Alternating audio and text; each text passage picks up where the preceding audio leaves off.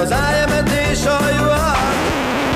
Angol gyorstalpaló kifejezetten haladóknak. Ha kólát akarsz megrendelni, akkor mondd. Give me a Coke. Ha kávét és süteményt akarsz, akkor... Coffee and donut. Ha fáj valamid, akkor... Fuck. Ha az üzletben látsz valamit, ami nagyon drága, akkor... Fuck. Ha valaki megtámad téged, akkor... Fuck. Ha látsz egy szép lányt az utcán, akkor... What the fuck? Ha valaki azt mondja neked, hogy... Fuck. Erre megfelelő válasz? Fuck you too. Ha elveszíted a dokumentumokat, akkor... I lost my fucking papers. Ha hálni akarsz valakivel, akkor... I wanna fuck with you. Avagy... Hi, can I fuck you? Ha keresel egy taxit, akkor mondd. How to get a fucking cab? Ha valami nem működik, akkor... Fuck that shit. Ha valaki idegesít téged, akkor a következőket mondd. Are you fucking with me? Ha ez nem elég, akkor pedig... What the fuck you want? Amikor egy öreg néni kér, hogy segítsd át az utca másik oldalára, akkor... Are you fucking stupid bitch? Persze, természetesen. Kérek egy kilót abból a szép almából.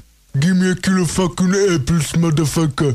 Mikor kérik a jegyet ellenőrzésre. Are you fucking crazy asshole? Jelentése természetesen, tessék, itt van. Mikor egy dugóban állunk és vitatkozunk a közlekedésben résztvevő más személygépkocsi vezetőkkel. One more word and I get you fucking ass out from the car and fuck up you nasty motherfucker bitch. Jelentése, kérem, ne legyen ideges, mert ez nem segíthet a helyzeten. Amikor valami rossz történik. Oh, shit, fuck, shit, fuck. Jelentése, azt a mindenit. Amikor egy hajléktalan pénzt kér tőled. Get the fuck out before I kick your motherfucking shit ass.